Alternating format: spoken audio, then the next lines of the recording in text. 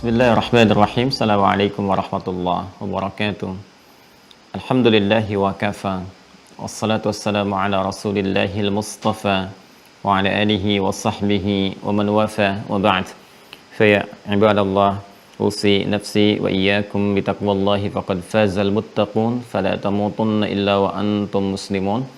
Faqala ta'ala ya ayyuhalladzina amanu taqullaha haqqa tuqatih wa la tamutunna illa wa antum muslimun.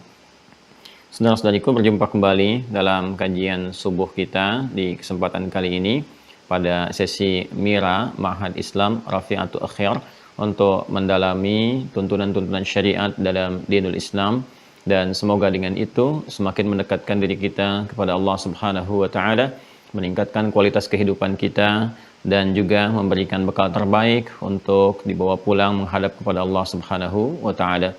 Kita bermohon kepada Allah agar apa yang kita pelajari diberikan bimbingan oleh Allah untuk mudah memahami, dan dengan pemahaman itu dimudahkan pula kita untuk mengamalkannya dalam kehidupan kita sehingga meraih hasil yang diridhai oleh Allah Subhanahu wa taala berupa amal saleh menjadi hasanah dan berbekal ajrun ghairu mamnun untuk mendapatkan rahmat Allah di akhirat kelak.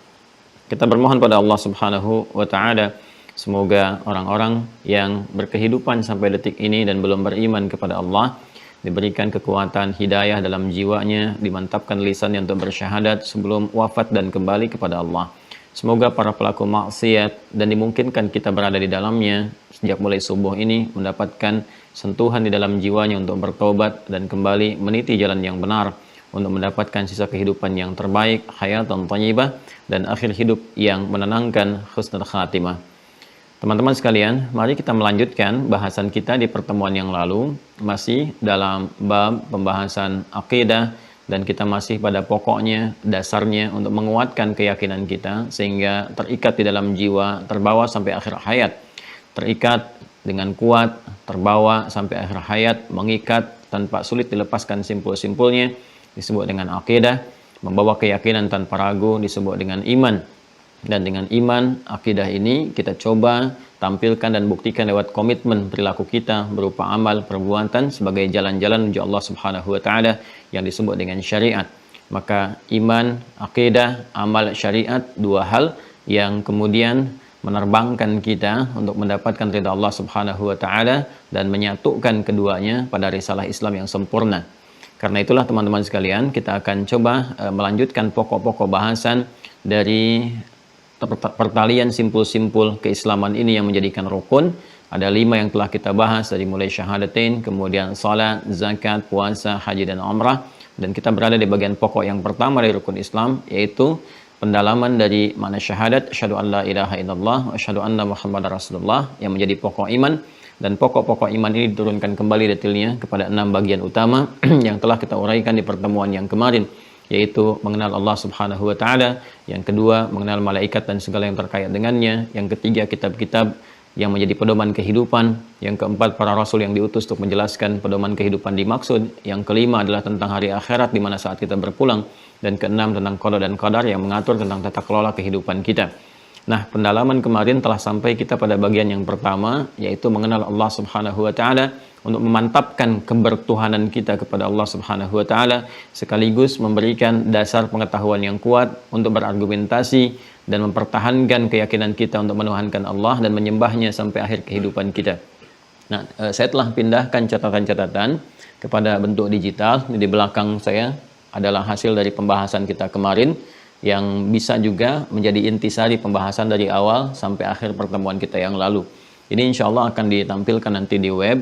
Jadi teman-teman yang masuk dalam Mira Mahasantri bisa langsung mendownload ini dan nanti bisa menurunkan lagi. Di staf kita sedang dirapikan sehingga nanti ada intisari pembahasan kita dari awal sampai dengan akhirnya. Jadi nanti kalau pembahasan dari topik A seperti ini, kemungkinan simulasi pertanyaannya begini, jawabannya seperti ini, dalilnya seperti ini, sampai turunan ke akhirnya untuk pengayaan dan penguatan diri kita, dan bisa menyampaikan kembali kalau itu dimungkinkan hadir dalam pembahasan-pembahasan tertentu di sekitaran dakwah Anda kemudian. Nah, ini sudah kita tampilkan. Jadi bagian ini nanti bisa teman-teman download dari pembahasan esensi beragama sampai ke bagian terakhir kita ada di sini, ya, pendalaman surah Al-Ikhlas. Nah, sekarang kita akan dalami ini, kita pindahkan kepada whiteboard kembali dalam sesi penguatan untuk menetapkan ketuhanan Allah Subhanahu wa taala, ya, sekaligus juga membenarkan ketuhanan Allah Subhanahu wa taala di aspek ilahiyatnya, aspek teologisnya. Ya, saya akan turunkan ini pembahasannya ke dalam bentuk tulisan yang baru untuk menunjukkan pembahasan kita di kesempatan kali ini. Baik, kemarin telah kita sampai kepada makna al-ikhlas. Ya.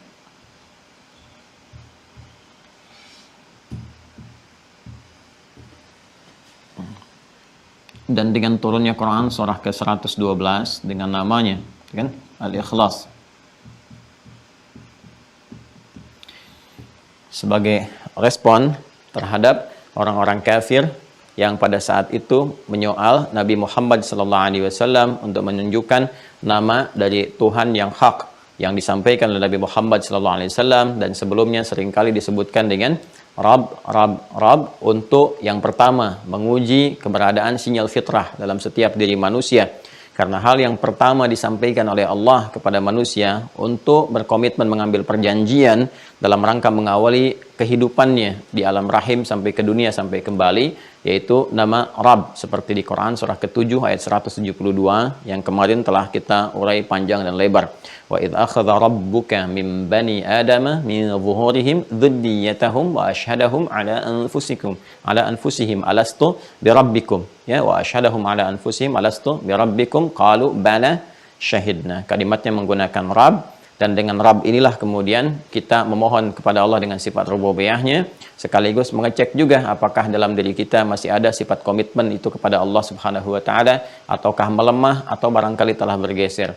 Karena itulah nama pertama yang diperkenalkan oleh Rasulullah SAW kepada kalangan masyarakat Quraisy pada saat itu, kalangan masyarakat kufar pada saat itu, adalah menyentuh nama fitrah yang pertama dengan turunnya wahyu-wahyu menyebutkan kalimat Rabb. Qul a'udzu birabbin nas, qul a'udzu birabbil falaq, ya, dan seterusnya banyak didapatkan kalimat Rabb dalam Al-Qur'an. Sekaligus memberikan kesan kepada mereka bahwa hal yang terkait dengan sifat rububiyah, meminta, mengabulkan semua permohonan, menyembuhkan dalam penyakit, kan, memberikan rizki, kebutuhan, perlindungan, pemaafan, pengampunan dan sebagainya, dan pemeliharaan alam semesta, menunjukkan tanda-tanda kebesaran, ketuhanan terdapat dalam sifat rububiyah itu, maka ini terambil semua sifatnya dengan sifat ketuhanan, yaitu dalam kata Rabb. Kata inilah yang kemudian keliru dipergunakan oleh orang-orang pada saat itu, menggunakan kata Rabb kepada aspek-aspek atau sosok-sosok yang dipertuhankan, ya, seperti mereka katakan kami pun punya Rabb, ya, Lata, Azza, Manat, Hubal dan sebagainya. Lalu mereka mengejar Nabi SAW dengan menyoal, siapa nama Rabbmu? Nah, ini kemudian yang menjadikan turun surah Al-Ikhlas untuk menerangkan bahwa yang dimaksud Rabb yang sejati itu, yang sesungguhnya itu adalah Allah. Seperti kita terangkan di pertemuan yang lalu, teman-teman yang baru bergabung, mohon disimak dulu ya yang di hari Senin kemarin supaya ada kesinambungan, ya, dan ketersambungan apa yang telah kita bahas kemarin dengan pembahasan di hari ini. Jadi ketika nama ini diberikan, maka gugurlah semua yang lain, ya, maka ezalah, ya, ditanggalkan, ditinggalkan semua yang lain-lainnya, lepaslah semua sifat-sifat yang nggak ada kaitan dengan ketuhanan. Maka Allah kemudian langsung merespon, Qul, katakan Muhammad SAW, huwa, yang dimaksud Rabb yang sejati itu, kan, Allah adalah Allah. Ya. Jadi di sini langsung diperkenalkan namanya. Nah, ini nama yang sejati, Tuhan yang sesungguhnya, yang memiliki sifat rububiyah, yang sering dipanggil dengan Rabb, yang sering dimintakan dengan kalimat kita, Rabbana, Rabbana, Rabbana, Rabbana, Rabbi, Rabbi, Rabbi, Rabbi, dan lain sebagainya. Ya, dengan sifat rububiyah yang dimohonkan oleh kita kepada Allah untuk bisa mengambil komitmen yang telah kita sampaikan, menuntut hak kita, dan Allah pun menuntut haknya dengan menunaikan kewajiban kita kepada Allah Subhanahu wa taala. Maka ketika nama ini kemudian disampaikan, ya, oleh Nabi sallallahu alaihi wasallam dalam satu risalah wahyu yang turun kepada beliau, qul huwa Allah. Jadi begitu nama ini disebutkan Allah, maka tanggal dan tinggal semua yang mengklaim sebagai Tuhan dengan semua sifat-sifat ketuhanan yang dilekatkan kepadanya. Seperti saya terangkan kemarin, ya, dari kata akhlasa yukhlisu, maka tanggalkan, hilangkan semua hal yang terkait dengan sifat ketuhanan sehingga khalis, Semua sifat ketuhanan hanya murni tertuju dan dimiliki oleh Tuhan yang hak saja. Siapa? Qul, katakan Muhammad SAW, huwa, dialah yang memiliki sifat ketuhanan yang murni, yang hak, yang suci, yang tidak ada segala yang terkait dengannya di luar aspek ketuhanan. Allah, dialah Allah. Ya, karena itu saya katakan kalau nama ini diucapkan dengan keimanan kita, dengan kekuatan kita, dengan ketersambungan kita kepada Allah Subhanahu wa taala, akan melahirkan sesuatu yang dahsyat, yang meruntuhkan segala hal yang tidak terkait dengan aspek ketuhanan, mendekatkan diri kita kepada Allah, melahirkan getaran kepada jiwa. Jadi nama ini itu kalau disebutkan teman-teman sekalian, maka fitrah dalam tubuh kita akan merespon dengan kuat. Ya, karena ini isyarat di Quran surah ke-8, ya, ayat kedua. Ini langsung disebutkan sendiri oleh Allah. Ya. Ini diantara dahsyatnya nama Allah ya. Jadi nanti kalau kita mendalami lebih dalam lagi, kita di lain kesempatan kita akan detilkan ini. Ya, Quran surah ke-8 ayat kedua. Ya. Jadi dahsyatnya nama Allah ini bagi orang-orang yang beriman tanpa ragu, alladzina yu'minuna bil ghaib, walaupun tak mampu menatap Allah Subhanahu wa taala tapi meyakini dengan fitrah kemanusiaannya, fitrah kehambaannya, karena ada komitmen saat usia 4 bulan itu ada sinyal-sinyal Rabbani dalam jiwanya. Ya, sinyal-sinyal Rabbani. Ya, nuruhum yas'a baina aydihim wa bi aymanihim. Jadi ada sinyal nanti akan memberikan kekuatan. Itu yang ditanamkan oleh Allah lewat roh yang paling murni, paling bersih. Yas'alunaka 'anir roh, qulir rohu min amri rabbi. Kembali kepada sifat rububiyahnya, ya. Mereka banyak bertanya tentang hakikat esensi roh, katakan urusan roh kembali kepada Rabb. Ya, Rabbku Allah Subhanahu wa taala. Jadi ketika benar sinyal iman ini ada, melekat pada jiwa, dipelihara dengan baik, dan sesuatu yang menjadi identitas, menjadi isim fa'il. Amana yu'minu itu kata kerja, mukmin itu orangnya, mukmin itu isim fa'il, memiliki identitas iman, melekat kepada jiwa. Imannya ada sebagai cahaya. Mukmin, makanya mukmin itu beda teman-teman sekalian. Ya, bahkan dengan kata kerja aman, amana yu'minu imanan, mukmin, ya itu berbeda. Berbeda dari pemaknaan, penekanan maknanya. Amanah masih berusaha, pekerjaan, jamaknya amanu. Ya, ketika sudah mencapai derajat keimanan yang kuat, menjadi identitas, melekat pada jiwa, jadi mukmin isim fa'il, jamaknya mukminun. Mukminun inilah orang yang akan menggenggam kebahagiaan, kesuksesan, kekuatan karena punya cahaya dalam dirinya. Karena itu ketika muncul suratnya Al-Mu'minun, surah ke-23, dibuka dengan huruf tahqiq sebagai jaminan, qad, itu penguat, taukid dan tahqiq, sesuatu yang menguatkan dan menjamin. Kata Allah, qad aflahal mu'minun. Ya, orang-orang yang punya identitas kuat keimanannya, melekat pada jiwanya, dipelihara benar karena berlatih untuk mendekatkan diri kepada Allah, maka dijamin akan menggenggam kebahagiaan dan kesuksesan dalam kehidupannya. Dan nama ini dahsyat, ya. Jadi begitu disebutkan dan keimanan kita itu kuat, melekat, itu akan ada getaran dalam jiwa merespon kalimat ini. Karena itulah ketika Allah menyampaikan di Quran surah ke-8 Al-Anfal di ayat yang kedua, Allah menyampaikan, perhatikan kalimatnya. Ya, perhatikan kalimatnya teman-teman sekalian. Innamal mu'minuna alladzina idza dzukirallahu wajilat qulubuhum. Pakai innama, adatul hasri. Ya, yang kemarin saya pernah utarakan juga. Innamal mu'minuna, sungguh orang-orang yang memiliki iman yang sejati itu, yang benar itu, terbatas, ya. Bisa dicek terbatas keadaannya seperti berikut. Ya, terbatas kualifikasinya seperti berikut. Alladzina itu konjungsi isim mausul yang sifatnya mencakup keseluruhan tanpa kecuali. Disebutkan 1080 kali dalam Al-Quran. Nah, ini artinya untuk mendapatkan keimanan sejati itu Allah membuka bagi siapapun tanpa kecuali sepanjang dia mau mendapatinya. Besar, kecil, tua, muda, laki-laki, perempuan, semua punya kesempatan. Seperti di era Nabi SAW sangat terbuka luas. Laki-kah, perempuankah, sudah tuakah gitu kan, seniorkah, masih mudakah, anak kecilkah, semua terbuka untuk mendapatkan nikmat keimanan ini sampai menjadi kenikmatan yang indah, halawatul iman, kan? Nah, kalau sudah kita dapati itu ada tandanya. Innamal mu'minuna alladzina idza dzukirallahu wajilat qulubuhum.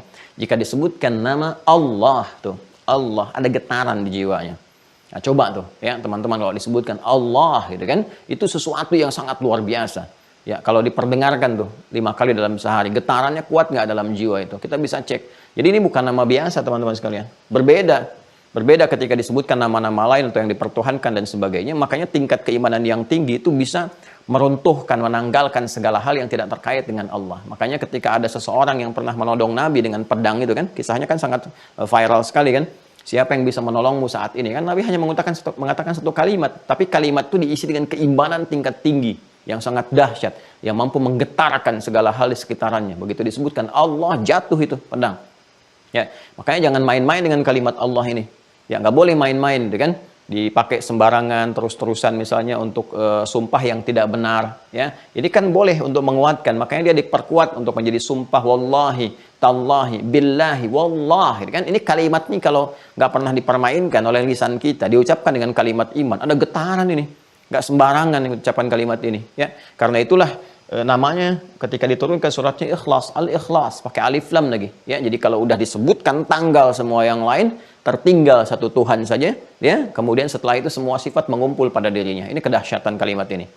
Ya, kemudian diterangkan, dan keterangan ini ya untuk menerangkan sifat-sifat yang terkait dengan Allah ini sekaligus menanggalkan, ini ikhlas, meninggalkan semua hal-hal yang dilekatkan kepada Tuhan-Tuhan ya, atau yang dipertuhankan selain Allah Subhanahu wa taala, Tuhan-Tuhan yang tidak hak, gitu kan? Nah, maka mari kita teruskan teman-teman sekalian. Ini kita dalam rangka masih mengelaborasi dan mendalami, gitu kan, rukun iman, pokok iman yang pertama ya. Kita kan masih mendalami pokok atau dasar, iman. Yang kita kenal dengan rukun iman. Yang pertamanya kan ma'rifah billah, kan, mengenal Allah Subhanahu wa taala. Ya, jangan sampai kita mengatakan Tuhan saya Allah, tapi nggak kenal, gitu kan? Nggak kenal. Bahkan dengan nama Allah itu sendiri, dan nggak punya fungsi ketika diucapkan. Ini ada sesuatu yang harus dikuatkan. Berarti simpul imannya masih lemah. Karena ini pondasi. Pokok itu kan pondasi, dasar, ya, yang menyulam dan menyalin serta memperkuat segala bangunan-bangunan tubuh kita, ekspresi keimanan kita. Ini di sini pokoknya. Jadi kalau pokoknya nggak kuat, ya, dan kita harus mengecek kekuatannya, ini nanti akan jadi bermasalah semua tindakan dan perilaku kita. Ya. Jadi kembali ke sini teman-teman sekalian. Ya. Qul, katakan Muhammad sallallahu alaihi wasallam, huwa Allah. Yang dimaksud dengan Rabb yang sesungguhnya, yang sejati itu Allah, gitu kan? Allahus Samad. Allahus Samad. Ahad, Allahu Ahad. Qul huwallahu ahad yang pertama. Ya, qul huwallahu ahad. Kemudian yang kedua, Allahus Samad. Ya. Yang ketiga, lam yalid wa lam yulad. Lam yalid wa lam yulad. Yang keempat, walam yakul lahu yakun lahu kufuwan ahad. Seperti ini ya. Ini yang kemarin kita telah sampai ke sini, ya, kita turunkan yang kemarin, ya, sini. Sekarang perhatikan baik-baik teman-teman sekalian. Ya, di era Nabi Muhammad SAW berdakwah, itu kan juga banyak yang dipertuhankan, ya. Ada hamba-hamba yang menuhankan selain Allah Subhanahu wa taala. Ya, ada yang menuhankan banyak Tuhan seperti yang dihadapi Nabi pada saat itu, masyarakat dengan politeism yang menuhankan Lata, Manat, gitu kan, Uzza, Hubal, ada dua jenis ya Tuhan-Tuhan ini, yang ada yang dibikin dari batu disebut dengan wathanun, jamaknya authan.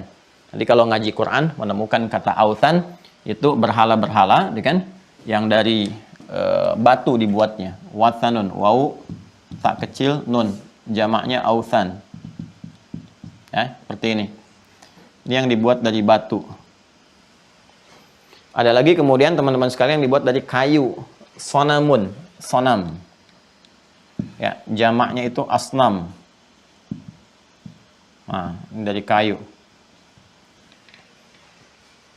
Nanti kalau sampai ke detail pembahasan saya akan sebutkan jalurnya, ya. Jalur dari mana tiba kemudian patung-patung ini yang kemudian disembah menjadi berhala itu muncul di era siapa gitu sebelumnya, sehingga berkelanjutan terus sampai didapati pada era Nabi Muhammad SAW. Kemudian setelah itu turun surat Al-Ikhlas untuk menafikan semuanya itu, ya. Jadi ada politeism dihadapi pada saat itu, dan itu menjadi tumpuan untuk meminta, tumpuan untuk mengadu, ya, tumpuan untuk menghadirkan segala hal yang dibutuhkan, macam-macam lah datang ke situ.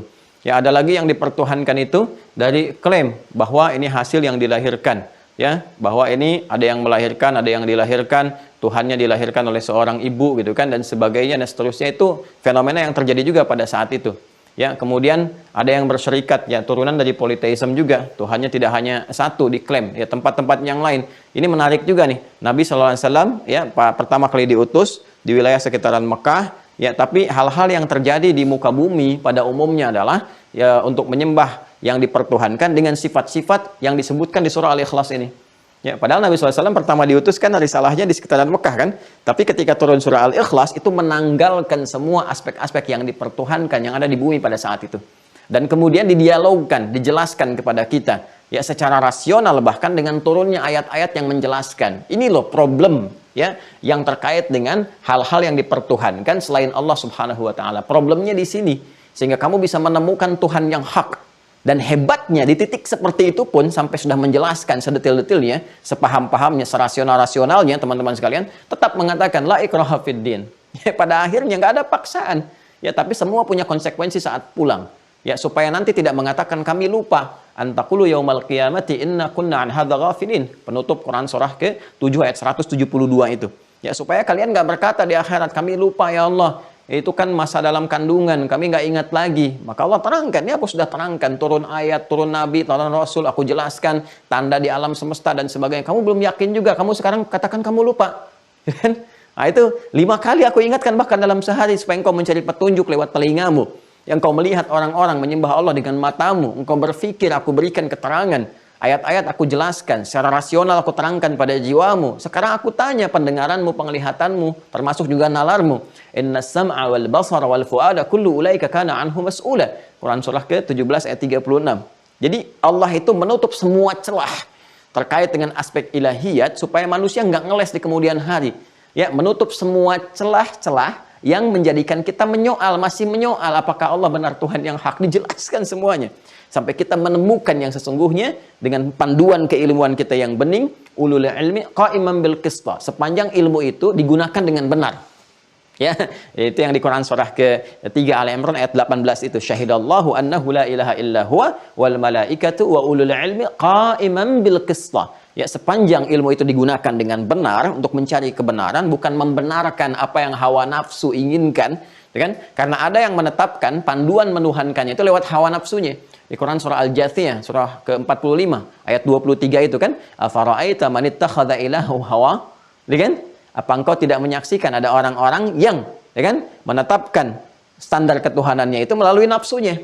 Ya, karena itu diibaratkan mengambil nafsu bahkan sebagai Tuhan, jadi mengembalikan semua kepada nafsunya. Ya, pokoknya pengennya begini ya begini gitu. Ya, sementara standar rasional yang sudah disebutkan itu nggak masuk pada dirinya karena menutup diri dengan nafsu itu. Jadi persoalan.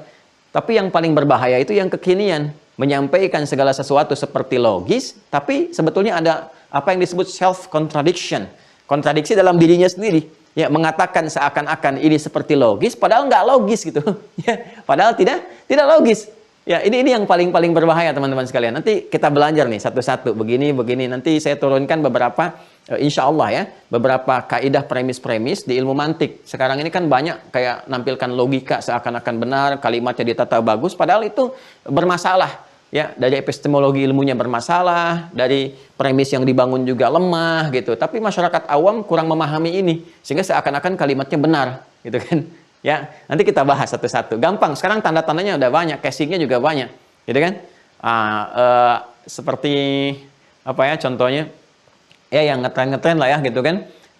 Kita tidak boleh merasa paling benar kan. Semua kebenaran itu hanya milik Allah, semuanya relatif. Nanti muncul paham relativisme namanya. Ya, paham relativisme. Kalau semua seperti ini nanti kacau nanti kehidupan. Ya, kacau kehidupan karena nggak ada standar kebenaran absolut di sini. Nggak ada nilai-nilai yang menunjukkan kepada kita mana kebenaran yang harus diikuti. Wah, saya bisa membayangkan nanti kalau polisi misalnya menangkap pelaku kriminal, Anda ditangkap kalau melakukan tindakan kriminal. Pak, itu kan relatif, itu kan persepsi Bapak aja, belum tentu benar. Nanti hakim ketika memvonis, kamu terdakwa divonis sekian-sekian. Maaf Pak Hakim, objection, saya keberatan. Itu kan persepsi Pak Hakim aja, itu kan relatif. Jadi nggak ada yang absolut. Karena itu mesti ada satu hukum yang diikuti, disepakati kebenarannya. Di situ kemudian menjadi satu tuntunan kehidupan, menjadi hukum absolut yang mutlak. Nah kalau kita katakan Allah kemudian menjadi tumpuan satu kebenaran, maka Allah harus memberikan kepada kita pedoman. Pedoman itu harus dijelaskan. Makanya Allah menurunkan Al-Quran ya sebagai pedoman hidup, hukum yang mutlak dijelaskan oleh Rasul. Rasul ketika menjelaskan harus meyakini kebenarannya dan harus merasa benar. Ya, dengan menjelaskan itu.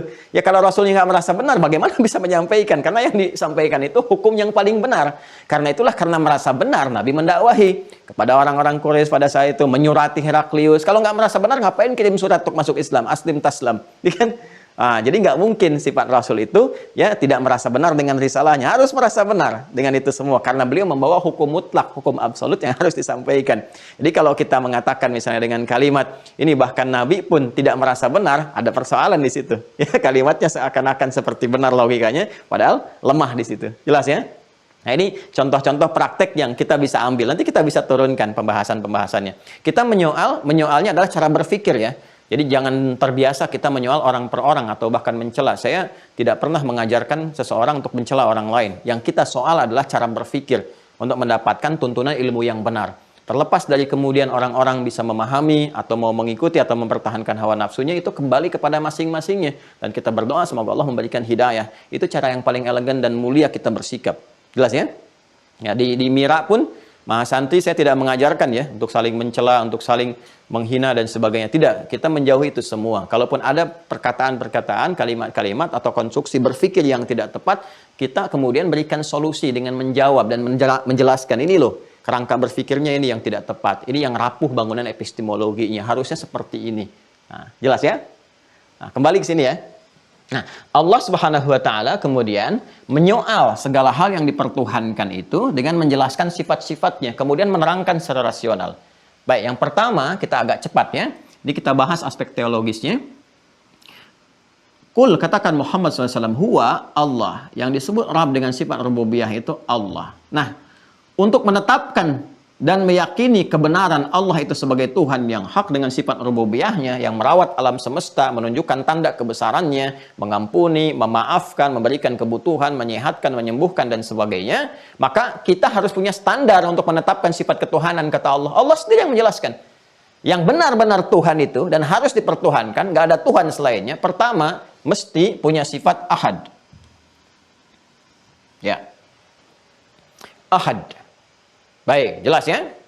Belum, karena belum saya terangkan. Jangan bilang jelas dulu. Kita lihat kenapa mesti punya sifat ahad. Yuk kita lihat pelan-pelan.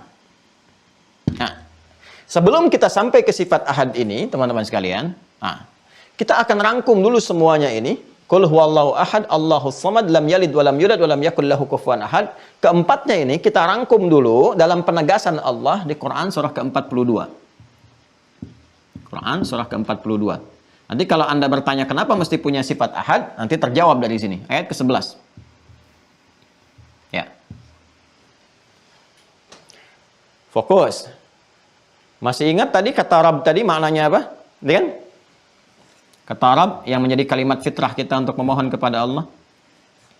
Ya, kan mengandung sifat rububiyah kan? Rububiyah.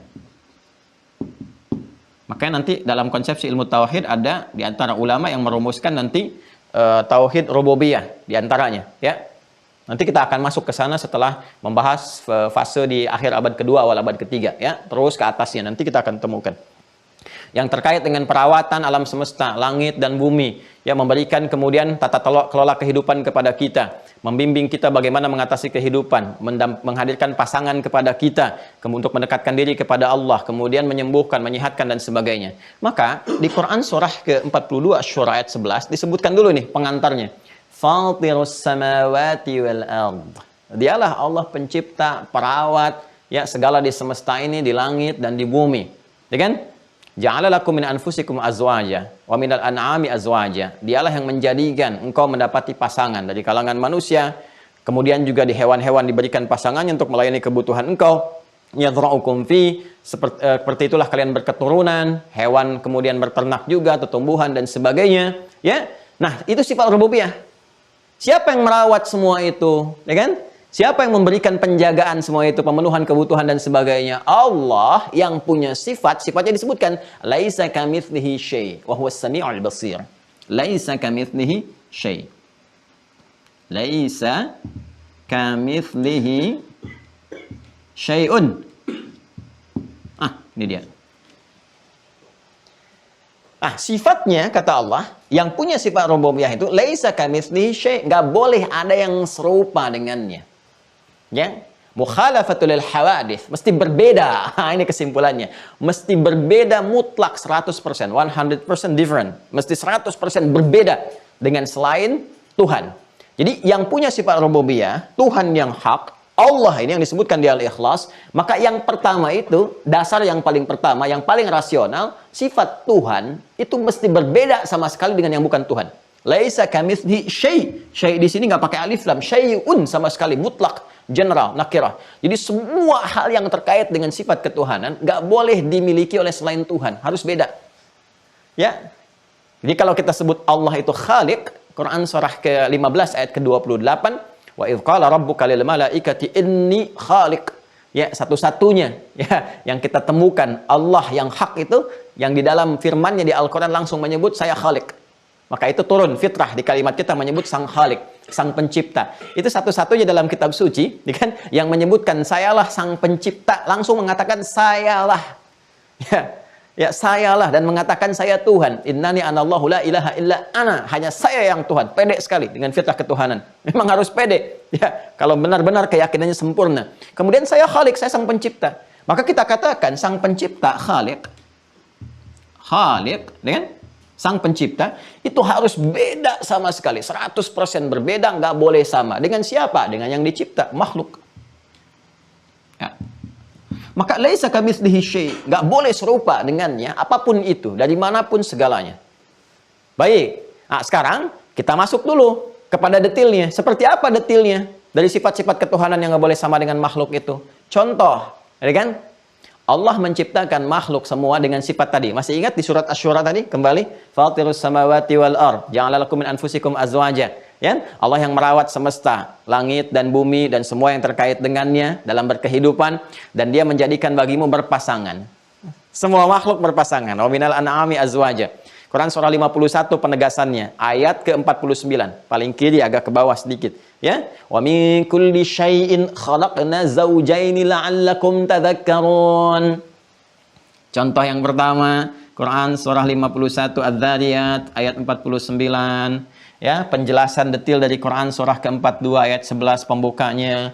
Wa min kulli syai'in khalaqna zawjaini la'allakum tadhakkarun. Dan segala yang tercipta, makhluk semua yang tercipta, kami ciptakan berpasangan, ya.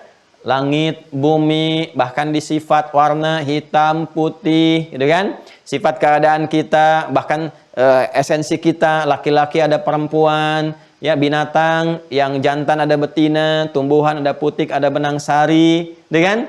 Coba lihat, hampir semua berwarna dalam kehidupan, punya pasangan-pasangannya sendiri yang akan kita temukan bahkan dalam penelitian kita. La'allakum tadhakkarun, supaya engkau sadar hanya Allah yang tidak punya pasangan. Ya. Kalau kita ingin katakan, teman-teman sekalian, yang tidak berpasangan, tidak berganda, satu nggak ada duanya, apalagi ada 3, ada 4, ada 5 dan sebagainya, maka kita katakan dalam bahasa Arab standar dikatakan dengan nama ahad namanya. Ahad. Jelas. Ahad.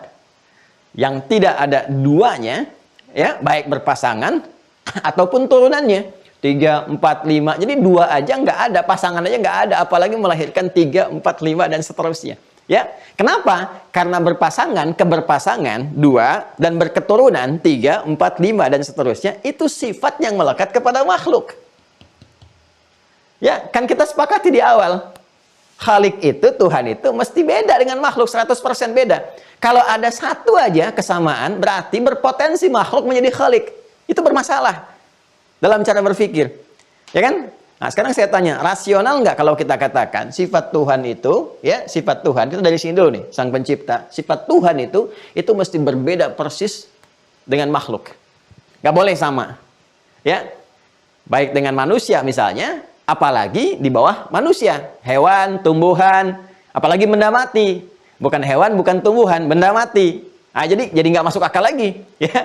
Jadi nggak masuk akal lagi. Ya, jadi kalau kita katakan misalnya, kita ingin berkata, ya, Tuhan, Khalik, maka bagaimana menetapkan Tuhan yang benar, Khalik yang benar? Standar yang pertama, tidak boleh ada kesamaan dengan makhluk sedikit pun.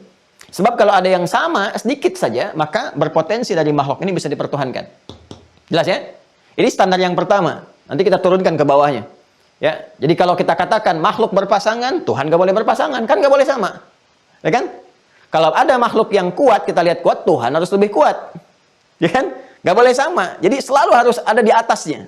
Ya, selalu harus tidak pernah menyerupai atau bahkan mendekatinya. Nggak boleh ada. Kan? Jadi kalau makhluknya lemah, Tuhannya kuat. Kalau makhluk berpasangan, Tuhan tidak berpasangan. Ya kan? Kalau makhluk yang melahirkan, Tuhan tidak boleh melahirkan. Kalau makhluk dilahirkan, Tuhan tidak boleh dilahirkan. Jadi ini standar sekali. Masuk akal nggak? Ya, rasional nggak? Ya, standar yang pertama ini. Jadi nggak boleh ada yang sama sedikit pun dengan sifat Tuhan. Kalau tidak, nanti sebagian yang dianggap sama itu nanti bisa dipertuhankan. Dan standar ini akan menurun nantinya. Ya, standarnya akan menurun dan jadi persoalan. Maka Allah terangkan yang pertama, yuk kita bahas dengan detail. Ahad. Kalau makhluk berpasangan, Tuhan itu harus esa, ahad. Jadi ada wahid, ada ahad, itu berbeda. Kalau kita katakan wahid itu ordinary number, dalam bahasa Inggris itu kan ada tingkatan. Wahid, itsnain, tsalatsa, arba, khamsa, dan seterusnya. Atau al-awwal, al-tsani, al-tsalis, ar-rabi, dan sebagainya. Ya kan? Nah, kalau kita ingin katakan wahid saja, wahid, itu maknanya beda dengan ahad. Satu akan ada duanya.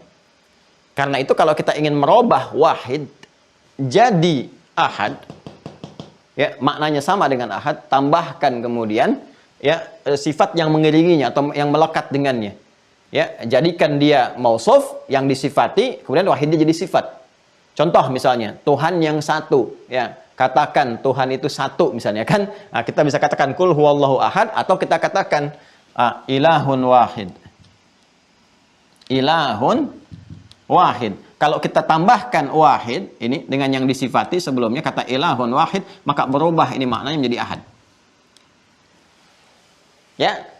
Awas. Jadi untuk membentuk kata ahad ini bisa tunggal dengan sendirinya ahad atau kita katakan ilahu wahid. Tapi kalau wahid saja, wahid itu bisa jadi dua, jadi tiga. Tapi kalau ini kita tambahkan kalimatnya, yang ini kemudian menjadi sifat ilahun wahid, maka menjadi ahad. Jadi kalau kita katakan, hei Tuhan kalian itu bukan dua, bukan tiga dan sebagainya, Tuhan kalian itu satu, ya, maka kita katakan ilahukum ilahu wahid. Tuhan kalian yang hak yang sesungguhnya itu satu, ya. Quran surah kedua Al-Baqarah ayat 163. Quran surah 2 ayat 163. Wa ilahukum ilahu wahid. Ya, paling kiri sebelah bawah. Wa ilahukum, dan Tuhan kalian itu yang hak, yang benar, yang memenuhi standar-standar ketuhanan, dan kalian bisa uji, bisa cek, bisa analisis dengan logika kalian, dengan ilmu yang benar, silahkan. Sangat terbuka. Kalau sudah dijelaskan kalian yakin, masuk Islam, beriman, alhamdulillah. Kalau tidak pun nggak ada paksaan, tapi ketika kembali kepada Tuhan yang hak, masing-masing punya konsekuensi. Adil nggak? Ya? Hukumnya tidak memaksa, menyampaikan secara rasional, dalilnya ada, wa ilahukum ilahu wahid. La ilaha illa huwa rahmanur rahim. Siapa ilahukum ilahu wahid itu? Tuhanmu Tuhan yang satu. Siapa namanya? Allah. Ya, begitu sudah muncul kalimat Allahnya, ininya kemudian hilang diganti dengan kalimat yang tegas ahad. Qul huwallahu ahad. Yang dimaksud ilahukum ilahu wahid itu Allah. Itulah yang mengandung dan memiliki makna ahad. Baik, jelas? Nah, jadi ketika Allah menerangkan Tuhan itu mesti satu, logika pertama adalah untuk membedakan dengan makhluk yang nggak boleh dipertuhankan. Kalau makhluk berpasangan, Tuhan itu nggak boleh berpasangan. Sifat ketidakberpasangan dan tidak kemudian berketurunan, tidak kemudian melahirkan turunan-turunan, maka disebut dengan ahad. Sekarang bertanya lagi, emang kenapa Tuhan yang nggak boleh 2, 3, 4, dan seterusnya? Kenapa harus tunggal? Maka dijelaskan secara rasional. Perhatikan, Quran surah ke-21 ayat 22. Quran surah 21 Al-Anbiya ayat 22.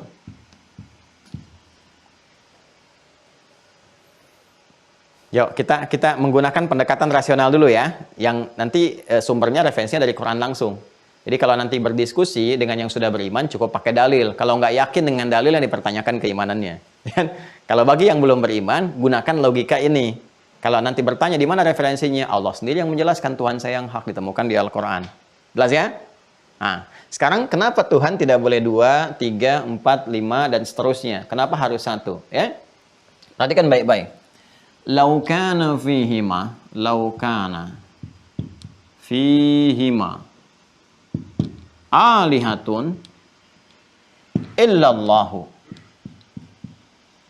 la fasadata.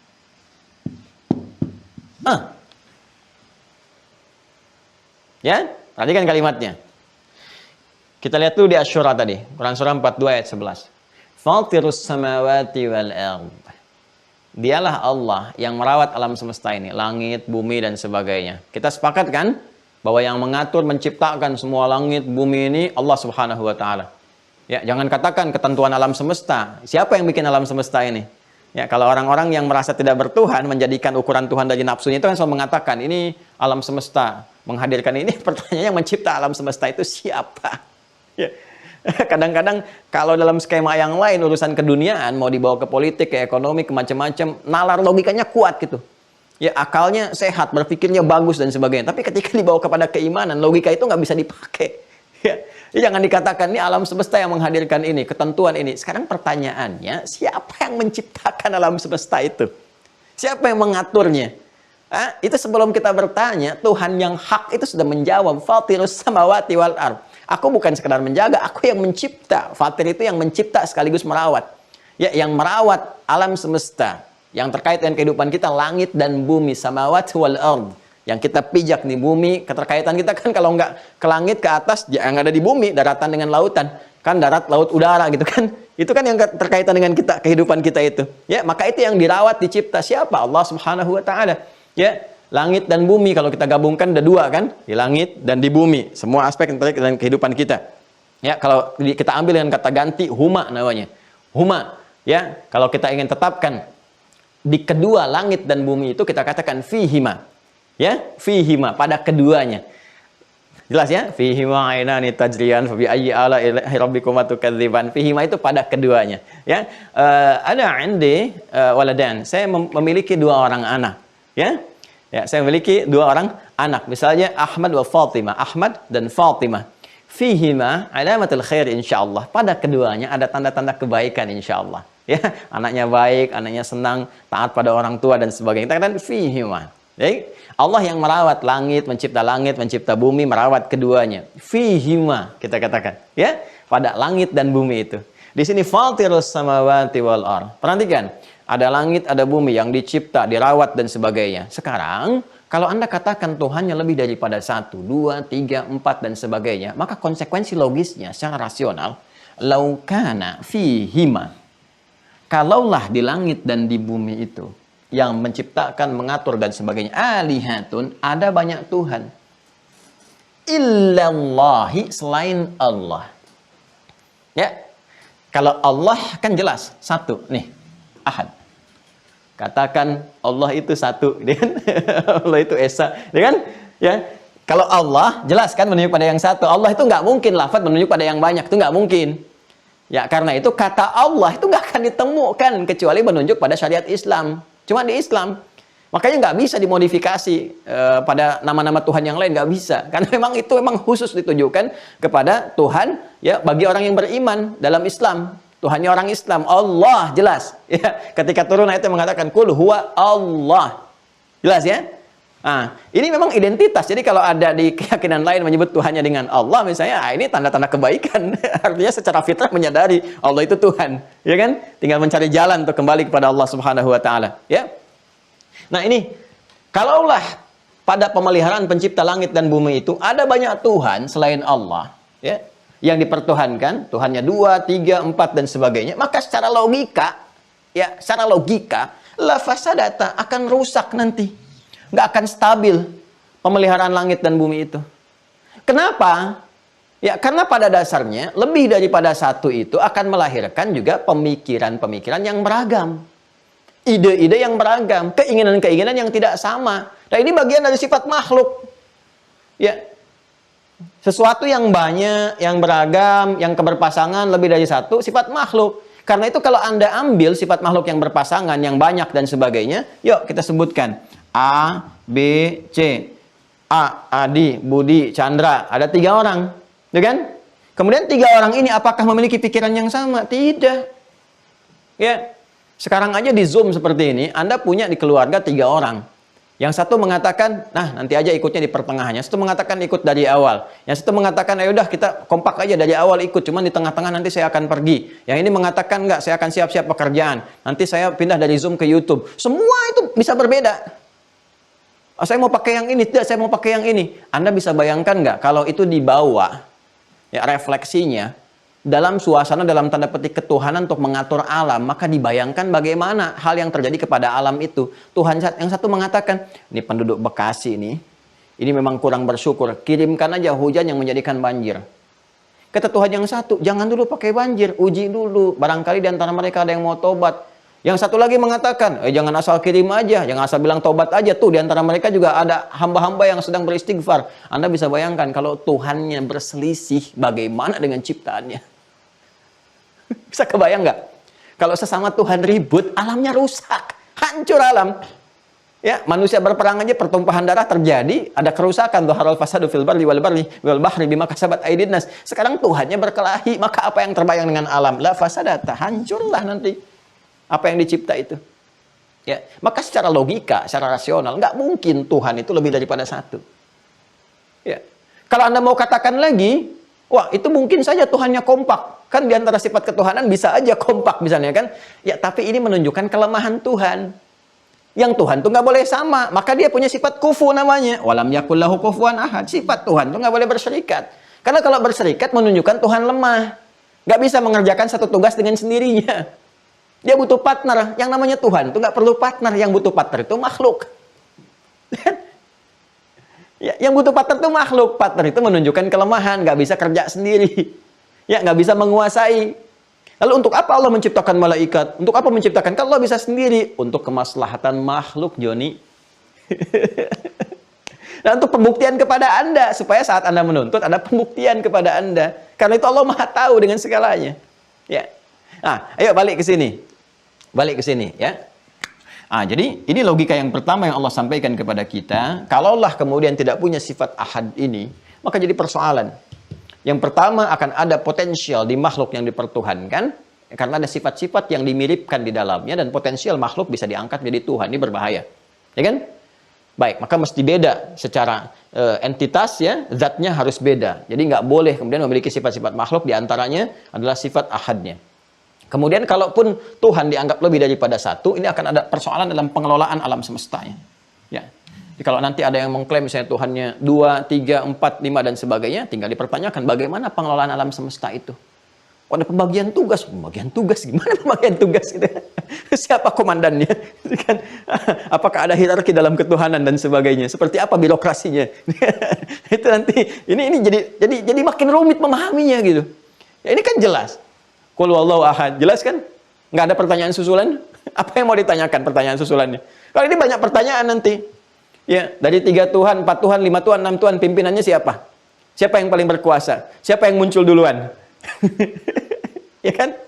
Yang ini jabatannya apa? Birokrasinya bagaimana? Pengaturannya, pembagiannya bagaimana? Kalau semua berwenang pada setiap hal, untuk apa jadi 3? Kenapa nggak satu aja? Itu selalu kompleks, nanti jadi rumit gitu. Sedangkan agama itu kan memudahkan. Ad-dinu yusrun, wala usrun. Ya, kalau nggak bisa atau rumit dipahami, bagaimana kita bisa menjalankan tuntunan syariat itu? Sementara untuk memahami aspek teologis saja masih rumit. Makanya kata Allah nggak usah pusing. Qul huwallahu ahad, sudah selesai.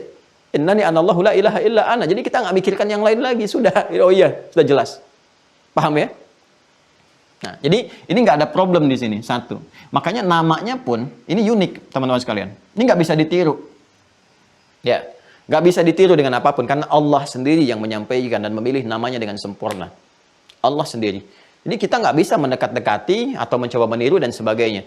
Ini kalau kita kembalikan ke penamaan sejatinya, mau kita apa-apakan ini, tetap kembali kepada sifat ahad. Inilah keistimewaan, kebesaran nama Allah sendiri. Nama ayatnya aja, nama Allah itu sudah menunjuk kepada ayat, tanda yang mendekatkan kepada dirinya. Jadi kalau kita hilangkan, saya sering katakan ya, kita hilangkan bagian-bagian apapun dari huruf ini yang membentuk nama Allah ini akan kembali kepada Tuhan yang hak.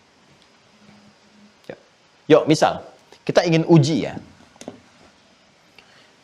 Kita hilangkan nih huruf yang pertamanya. Alifnya kita hilangkan. Tuh. Ya kan? Baca. Lillah. Lillahi ma fis samawati wa ma fil ard. Maknanya masih kembali kepada yang ahad. Lillah, hanya milik Allah. Tuh, tetap kembali. Lillahi ma fis samawati wa ma fil ard. Anda hilangkan lagi lamnya satu. Kalau lam hilang satu, otomatis tasdid hilang. Baca. lahu mulkus samawati wal ard. Lahu ma fis samawati wa ma fil ard. Hanya milik Allah, kembali ke Allah lagi. Semua ke Allah, ke Allah, ke Allah. Semua kepada yang satu. Kalau Anda hilangkan lamnya satu lagi, tinggal muncul hu. Hu. Siapa hu ini? Hu itu singkatan dari huwa. Huwa. Karena kalau Anda baca di huwa, kemudian Anda waqaf, maka menjadi hu. Ya, Allahu la ilaha illa huwal hayyul qayyum. Misal Quran surah ke-2 ayat 255 disebut ayat kursi, atau Quran surah ke-3 ayat yang kedua. Allahu la ilaha illa huwal hayyul qayyum. Berhenti di kalimat hu. Allahu la ilaha illa hu. Kalau nggak bunyi A-nya. Ya, hu. Dari mana asalnya hu? Dari kata huwa. Kalau Anda wakaf di sini huwa, oh ini. Huwa-nya nggak bunyi. Ya, kalau Anda tanya, apa yang dimaksud huwa ini? Ya huwa ke sini. Kalau Anda tanya, siapa huwa yang dimaksud di situ? Dijelaskan lagi Al-Ikhlas. Kul, katakan huwa, yang dimaksud huwa ini Allah. Ya kan? Karena itu ada aliran kan kalau zikir dia hu. Nah itu nggak sembarangan, itu ada tahapannya dulu. Tahapannya dari apa? Dari kenal dulu, ma'rifahnya dari kata Allah dulu, nggak tiba ujug-ujug hu. Oke, kalau saya ditanya, Ustaz bagaimana zikir yang hu, siapa yang ditanya? Itu latihan nggak dari awalnya? Kalau nggak tahu sama sekali, hu harus dikenalkan dulu. Kemana itu sumbernya? Ya, kalau para mursyid, guru-gurunya sudah mengetahui, itu hu itu dari kata huwa itu dari kata Allah, wallah. Karena itu saya sering ajarkan, kalau yang awam-awam, ajarkan dari awal. Ajarkan standarnya. Tuh, zikir yang lurusnya dulu, yang sempurnanya dulu. Kalau sudah mengenal, sudah paham. Banyak cara berzikir untuk mendekat kepada Allah. Ya, dari kita kalau sudah kita mengenal apalagi struktur Al-Qur'an tuh. Ya, nanti digambarkan umumnya dalam Al-Fatihah. Al-Fatihah terangkum dalam Bismillahirrahmanirrahim. Bismillahirrahmanirrahim terangkum dalam huruf ba. Ba terangkum dalam titik. Titik itu titik dari titik nun wal qalami wa ma yasturun. Ya kan? Makanya orang-orang tradisional, ini ada orang-orang yang berdiskusi dengan saya mengatakan, Ustaz, ba itu sebetulnya juga lambang spiritual dari batik gitu. Batik, ba itu katanya bak titik. Bak titik yang merangkum Bismillahirrahmanirrahim. Tapi itu dia nggak bisa menemukan dalil ya. Bisa dikarya-karyakan atau apa, Allahu alam. Tapi itu diskusi ya dengan pengrajin dan sebagainya gitu. Itu Allahu alam, itu kan pandangan-pandangan tradisional, bisa juga dilekatkan dengan budaya, dengan macam-macam. Jangan dipotong ya. Ini cuma ngobrol-ngobrol tuh dengan ini. Jadi jangan langsung tampilan usah. Nah, sekarang kalau kita hapus semuanya, hapus nih. Hilang kan? Hilang. Nggak kelihatan tuh. Hilang. Oh. Kelihatan nggak? Nggak kan? Sesuatu yang tidak nampak, tidak terlihat, gaib namanya. Gaib. Ya? Maka sifat gaib pun masih lekat kepada Allah karena tak nampak dalam pandangan kita. Tapi kita yakini tanpa ragu. Yakin tanpa ragu disebut iman. Ya, terus-terusan yakin tanpa ragu sampai kapanpun disebut yu'min. Yu'min, amana yu'minu. Ya, kalau kita jamakkan karena banyak yang yakin tanpa ragu walaupun tak melihat Allah dalam dimensi kehidupan dunia disebut yu'minun. Kalau banyak orang yang tadi dikatakan alladzina, kita katakan alladzina yu'minun. Dengan siapa? Allah yang tak nampak dalam pandangan tapi kita yakin, betul, ghaib, bil ghaib. Al-Baqarah ayat 3, alladzina yu'minuna bil ghaib. Dan dengan keyakinan itu dia masih menyembahnya lewat salat, wa yuqimunas shalah. Kenapa salat diperintahkan oleh Allah yang gaib itu? Ya, innani anallahu la ilaha illa ana fa'budni wa aqimis shalah li dzikri. Quran surah 20 ayat 14. Nyambung semua. Tuh. Jadi namanya pun Allah itu sudah agung, sudah ayat. Kalau Rasul itu mukjizat, kalau Allah itu sudah ayat. Semua firman-Nya disebut ayat. Ayat itu semua tanda yang mendekatkan kepada Allah. Tanda yang mendekatkan pada tujuan disebut alamat namanya. Alamat. Karena itu ketika Anda tanya di mana alamat Ustaz Adi Hidayat, begitu Anda tahu alamatnya lebih mendekatkan kepada tujuan. Jelas? Tanda yang mendekatkan diri kita kepada Allah yang hak disebut ayat. Karena itu Al-Quran disebut ayat isinya. Al-Fatihah 7 ayat, Al-Baqarah 286 ayat, Ali Imran 200 ayat, demikian seterusnya. Kenapa disebut ayat? Karena setiap kali kita bersentuhan dengan Al-Quran, mendapat kedekatan kita semakin dekat dengan Allah. Iman kita menguat dan kepada Allah kita semakin kuat hubungannya. Semakin dekat. Gak percaya silakan. Wudu, buka mushaf, baca. Kan ada getaran yang berbeda. Itu yang disebutkan di Quran surah 8 ayat kedua itu di penutupnya. Wa idza tuliyat 'alaihim ayatuhu zadathum imana wa 'ala rabbihim yatawakkalun. Tuh, ini Allah. Jadi dari namanya sudah menunjukkan nama ketuhanan. Makanya nggak bisa diserupakan. Ambil semua nama yang dipertuhankan, hilangkan satu persatu setiap hurufnya, nggak akan ketemu dan nggak akan kembali pada satu nama yang sama. Karena makhluk. Ya, coba Adi itu, Adi misalnya. Ini makhluk nih. Nabi bukan, Rasul bukan, malaikat bukan, apalagi dianggap Tuhan. Kan? Tidak, hanya manusia yang berpotensi punya salah dan sebagainya. Hilangkan salah satu hurufnya. A.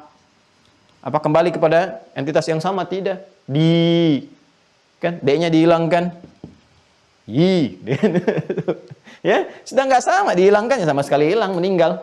Habis. Gitu kan? Ini tidak. Anda mau hilangkan dari sini pun sama saja. Ya.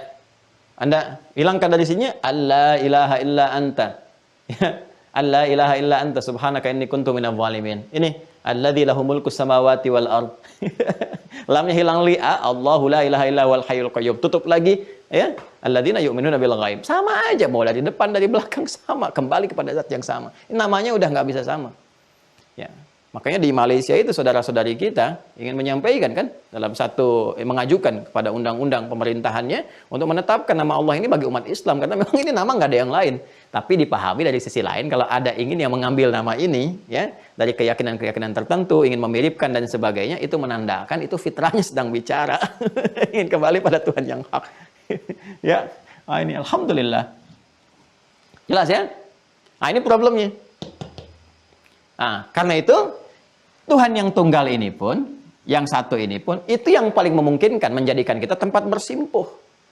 Bayangkan kalau kita mengacu pada Tuhan yang banyak, Tuhannya juga nanti berbeda keputusan, bersidanglah Tuhan untuk menentukan jawaban kepada kita. Tuhannya lebih daripada 1, 2, 3, 4, 5, 6, sampai banyak misalnya. Kita memohon, ya Allah anugerahkan aku kelancaran ya Allah. Dalam akad nikah akan aku langsungkan saat ini. Berikan aku keberkahan rezeki.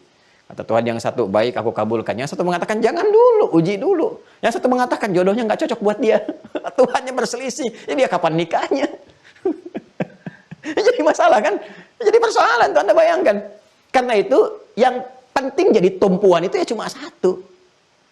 Cuma satu gitu. Ya, kalaupun Anda mau yang lain-lain arahkan, itu kan wasilah pada umumnya. Tapi kan tujuan Anda satu.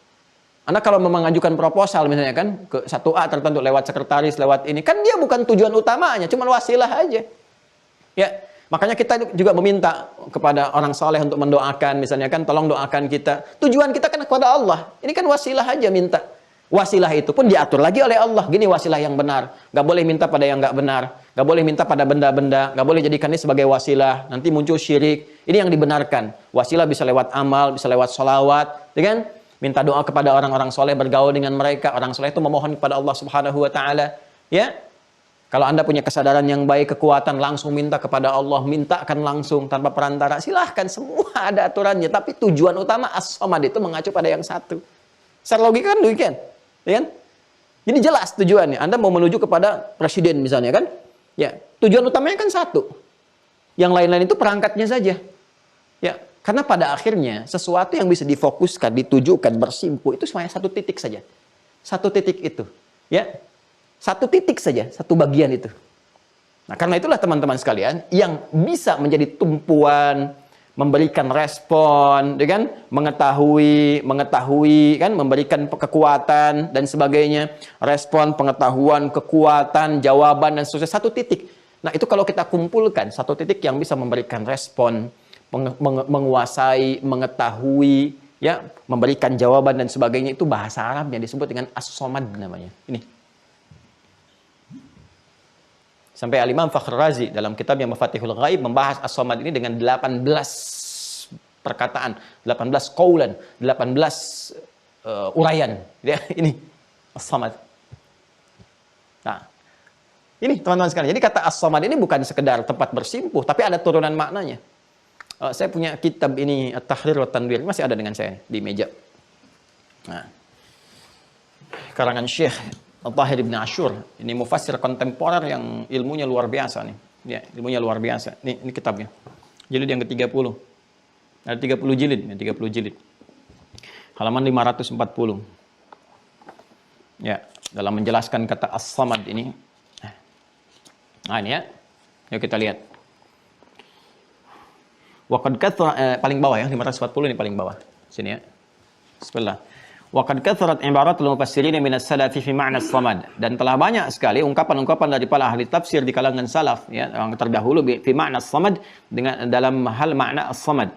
Wa kulluha mundarijatun tahta hadzal ma'na al-jami', dan semua uraian-uraian ini berada dalam satu lingkup makna yang mencakup secara luas. Waqad anhaha Fakhruddin ila 18 qaulan. Dan ya, Imam Fakhruddin Ar-Razi dalam kitabnya Fathul Ghaib telah menghimpun semua itu, ada 18 makna yang disampaikan para mufassir dan mencakup makna yang tadi telah kita uraikan. Wa yashmulu hadzal ismu sifatillahil ma'nawiyyah al-idhafiyah wa hiya kaunu ta'ala hayyan 'aliman muridan qadiran mutakalliman sami'an basira. Dan kata as-samad ini, ya, kata as-samad ini mencakup semua makna yang disandarkan kepada makna as-samad ini, mewakili banyak makna. Di antaranya apa? Hayyan, yang merespon, aliman, mengetahui, muridan, yang berkehendak, qadiran, yang punya kekuatan, kemampuan, mutakalliman, yang menyampaikan, itu kan, sami'an, maha mendengar, basiran, maha melihat. Ya, li'annahu law intafa anhu ahadu hadhihi sifat lam yakun masmu' ilaih. Kenapa? Karena kalau hilang salah satu dari sifat-sifat ini, maka hilang esensi sifat ketersandarannya. As-samad itu kan jadi tujuan untuk bersimpuh, memohon, meminta. Ya, yang diminta nggak dengar, bagaimana bisa mengabulkan? Ya, makanya nanti ditolak, walam yakul lahu kufuwan ahad. Ditolak yang dipertuhankan. Ya, manusia aja nggak bisa jadi Tuhan. Masa benda yang dibikin manusia jadi Tuhan? Ya. Makanya Nabi Ibrahim mengajarkan kepada kita kan, waktu beliau berinteraksi dengan umatnya itu, ya, sampai kemudian di kapak yang paling besarnya, dan kaumnya protes pada saat itu. Ya, kenapa engkau menghancurkan Tuhan kami? Ya, tanya pada ini yang paling besar. Dia kan nggak bisa gerak. Ya, kalau nggak bisa gerak, kenapa engkau pertuhankan? Kamu manusia yang bikin patung-patung ini, manusianya lebih kuat daripada patungnya. Kok bisa patungnya dipertuhankan? Itu logikanya gitu ya. Ini kita sedang diskusi ya, diskusi ya. Jadi kita mendiskusikan pemikiran. Ini argumentasi dari Al-Quran tuh begini. Anda yang bikin, Anda lebih kuat daripada yang dibikin. Kok bisa yang lebih kuat menuhankan yang lemah bikinannya? Ini kan disoal. Nah, itu nanti ada di Quran surah ke-22 Al-Hajj. Ya, tolong ya, ayat 73. Teman-teman tuliskan tuh. Quran surah 22 ayat 73. Ya ayyuhan nasu duriba mathanu fastami'u lah. Hai semua manusia, diberikan kepada kamu ya satu contoh permisalan. Ya. Maka coba simak deh. Innalladzina tad'una min dunillahi ya la yakhluquna dzubaba. Sungguh yang kalian sembah itu, yang kalian minta, ya kalian minta, yang kalian bersimpuh kepadanya itu selain Allah itu, ya itu nggak mampu menciptakan lalat saja yang kecil, atau bahkan jangankan mencipta lalat hinggap pada dirinya itu nggak bisa menepisnya. Ya, bahasa Rusia itu menggebahnya itu. Ya, jadi menepis saja nggak mampu. Jadi dia nggak punya sifat gerak, hayyun nggak punya sifatnya. Ya, sami'a nggak mendengar Anda. Coba dengar, suruh respon, nggak dengar. Melihat juga tidak, karena Anda yang membuatnya. Kok bisa Anda pertuhankan itu? Jadi Allah itu mengkhitab, ya. Menguji logika berpikir kita. Itu Anda yang bikin, Anda yang lebih kuat, Anda yang dengar, dia nggak dengar, Anda yang lihat, dia nggak lihat, Anda bergerak, dia nggak gerak. Kok bisa Anda yang lebih kuat dari dia menuhankan dia? Jelas ya? Jadi as-samad itu jadi tumpuan. Tuhan itu kan harus jadi pusat tumpuan kan? Ya, selain punya sifat ahad, dia harus punya sifat somad sebagai Tuhan. Untuk mengabulkan, ya, untuk bisa memberikan respon dan sebagainya. Nah, sifat Tuhan itu bisa menjadi as-samad satu kalau ahad. Kalau banyak, susah. Seperti tadi saya sampaikan. Yang kedua harus punya sifat merespon. Ya. Merespon semua apa yang dimintakan saat bersimpuh. Ya. Makanya as-samad bimakna masmud. Masmud ilaihi. Sesuatu yang menjadi sandaran dalam permohonan, dalam pengaduan dan sebagainya. Ini nggak mungkin menjadi tumpuan. Pertama kalau tidak esa, tunggal. Yang kedua nggak mungkin punya sifat itu kalau tidak punya sifat-sifat turunan yang dicakupnya. Yaitu tadi, misalnya hayyun, muridun, qadirun, alimun, basirun. Ya, merespon, bergerak, memahami, mengetahui, memiliki kekuasaan, kekuatan, dan mampu memberikan respon-respon sesuai dengan permintaan yang dibutuhkan. Itu as-samad. Dan siapa yang punya itu semua? Kata Allah, hanya Allah. Makanya kalimatnya tidak menggunakan huwa. Allah lagi. Untuk menegaskan. Ya, bisa dalam bahasa Arab dikatakan kul huwallahu ahad, huwa as-samad, bisa. Tapi untuk menegaskan yang punya sifat itu hanya Allah. Tuhan yang hak. Sehingga nggak ambigu lagi. Sehingga Anda nggak tanya lagi dia, huwa siapa? Ya, Makanya as-samad di sini khabar tsani. Ya. Khabar tsani di Arabnya itu khabar. Ada mubtada, ada khabar. Ya, khabar itu menjelaskan. Siapa yang dijelaskan? Ini Allah lagi. Kata Allah, Allahus samad. Yang punya sifat as-samad itu supaya tidak ambigu, hanya Allah saja. Allah lagi. Kembali kepada Allah. Jelas ya?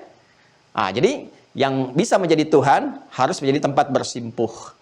Ya, untuk menguji. Pertama harus ahad, yang kedua korelasi ahad dengan yang kedua, yang harus jadi Tuhan itu bisa menjadi tempat bersimpuh, tempat bermohon, tempat mengadu dan sebagainya. Dia harus punya sifat as-samad. Sedangkan untuk punya sifat as-samad itu, pertama dia nggak boleh melebihi sifat tunggal, sifat ahad. Harus ahad. Ya kan? Yang kedua harus mencakup sifat-sifat turunannya. Bisa merespon, bisa bergerak, bisa mengabulkan, bisa mengetahui, mendengar, melihat, dan sebagainya. Jadi ini untuk menolak klaim-klaim yang dipertuhankan, yang nggak bisa melihat, nggak bisa mendengar, nggak bisa merespon, bagaimana jadi Tuhan? Sementara manusia yang menciptakannya, manusia aja nggak bisa mengklaim dirinya sebagai Tuhan. Ini yang diciptakan manusia malah dipertuhankan, kan aneh itu. Ya, jelas ya? Awas, hati-hati nih, hati-hati. Ini dasar dulu nih. Nanti kalau sudah dasar, kita uji dengan pertanyaan-pertanyaan yang pakai logika. Ini yang sekarang casingnya banyak-banyakin. Ini semua istilah-istilah kembali kepada nanti esensi yang satu. Ya, pada akhirnya pendangkalan akidah nanti kita akan lihat atau pelemahan di situ ya. Jelas ya? Nah, kalau ini sudah jelas, maka muncul lagi lam yalid wa lam yulad. Tidak boleh beranak, tidak boleh diperanakkan, tidak boleh berketurunan, tidak boleh hasil dari keturunan. Karena kalau ke situ ya manusia nanti. Kalau yalid wa yulad, melahirkan dilahirkan, ada Tuhan, hasil produk kelahiran. Ya kan? Berarti semua yang dilahirkan berpotensi jadi Tuhan karena ada sifat yang di situ melekat. Sifat apa yang melekat pada makhluk? Sedangkan yang pertama kita konsisten. Sifat Tuhan nggak boleh sama dengan makhluk. Kan kita sepakat di awal, laisa kamitslihi syai'. Sepakati dulu, nggak ada yang boleh serupa dengan Tuhan, ya kan? Baik zatnya juga yang terkait dengan sifat-sifatnya harus 100% different. Semua harus berbeda. Nggak boleh sama.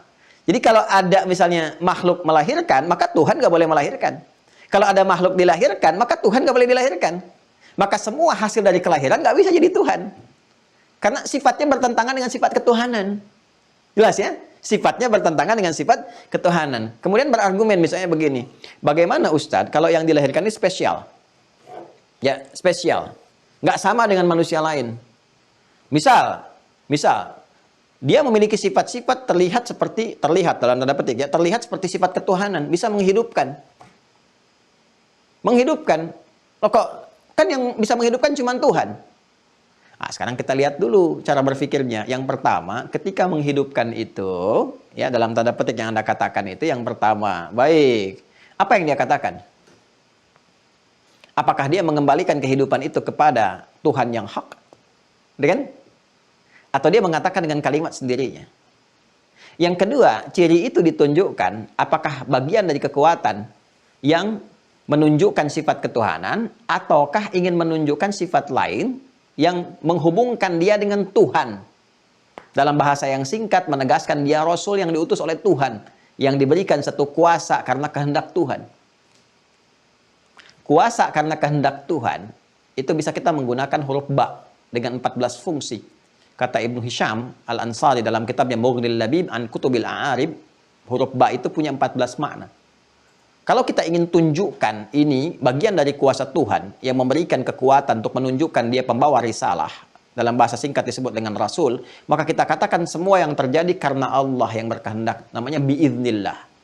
Biiznillah. Nih biiznillah, bangun biiznillah. Ini biiznillah. Karena semua Rasul itu diberikan satu kekuatan menunjukkan kerasulannya dan melemahkan semua kekuatan yang ada untuk bisa meyakini ina Rasul. Sehingga dengan kekuatan dan keyakinan itu dibawa mendekat kepada Tuhan yang hak. Sesuatu yang melemahkan, kekuatan melemahkan yang lain disebut i'jaz namanya. Bila dilekatkan pada sosok seseorang disebut mu'jizat. Karena itu Rasul punya mu'jizat. Manusia biasa punya karamah. Para wali manusia biasa punya karamah. Rasul punya mu'jizat. Mu'jizat itu harus ditampakkan. Karamah ditutupi. Nanti karamah itu kelihatan kalau sudah meninggal. Kelihatan. Kalau masih hidup tuh cuma tanda-tanda kecil. Kalau sudah meninggal baru kelihatan. Makanya kalau ada manusia buka praktek misalnya tentang karomah, itu dipertanyakan, nggak usah datang di situ tuh. Karena manusia karomahnya muncul kelihatan setelah meninggal. Kalau masih hidup buka praktek dipertanyakan. Karena sifat karomah nggak boleh ditampakkan. Mukjizat harus tampak untuk membuktikan kerasulan. Ya, jadi antara mukjizat itu apa? Adalah kekuatan-kekuatan yang disesuaikan Ya, dengan kadar umatnya. Zaman Nabi Musa banyak penyihir, dikirimkan tongkat gitu kan untuk bisa mematikan semua kekuatan-kekuatan para penyihir. Zaman Nabi Isa alaihissalam yang muncul kedokteran yang sangat luar biasa, tindakan medis sampai macam-macam lah, sampai bisa mengatakan nih menyembuhkan ini dan itu, maka diturunkan penyakit yang nggak bisa disembuhkan kecuali dengan mukjizat.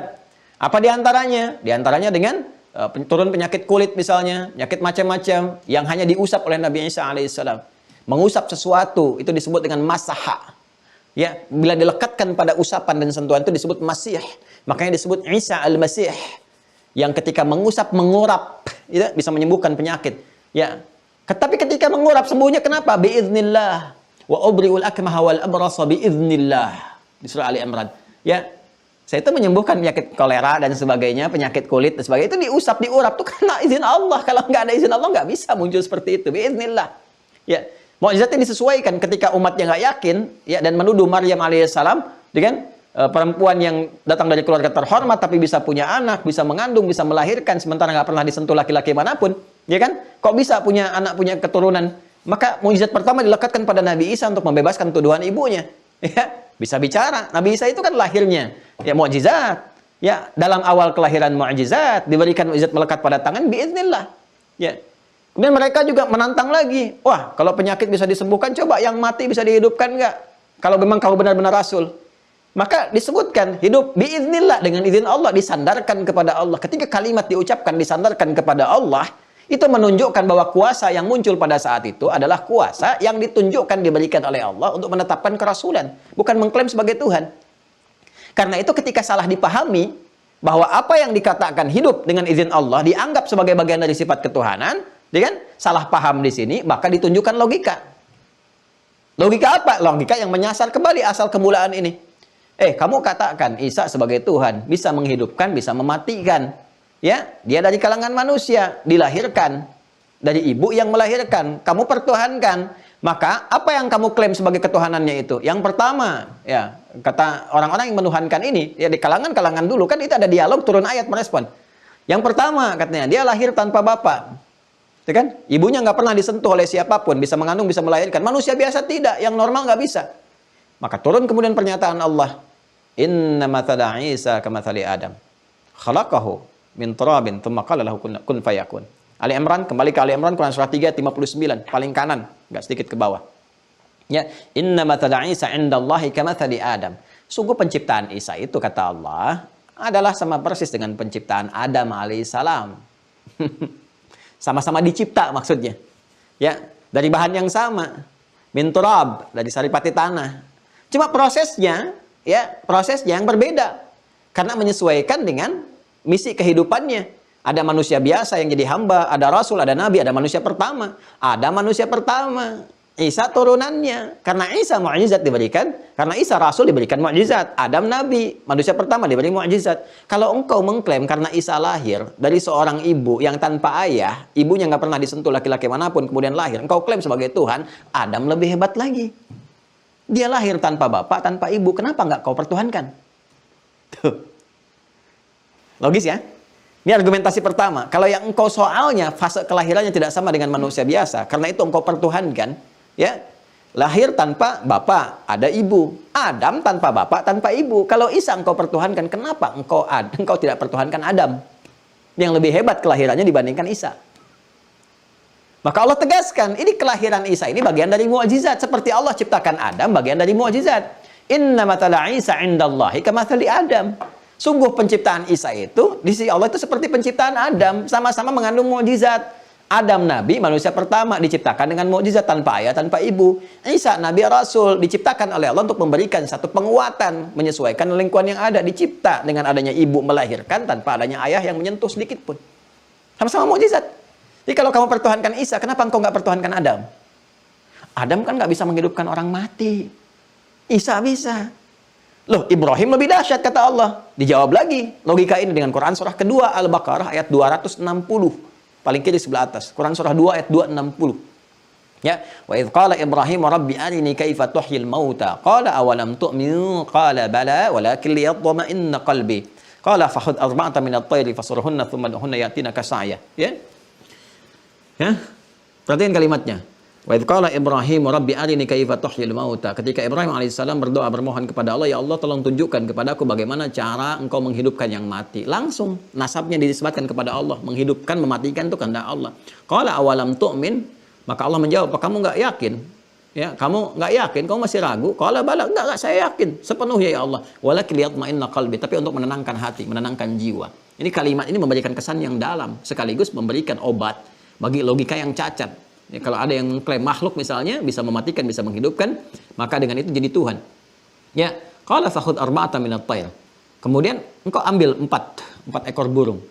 Burung bisa terbang, manusia tidak. Coba lihat tuh ya, lebih canggih lagi tuh. Nabi Isa manusia kan, manusia nggak bisa terbang, cuma satu. Nabi Ibrahim burung 4 langsung bisa terbang. Kemudian apa?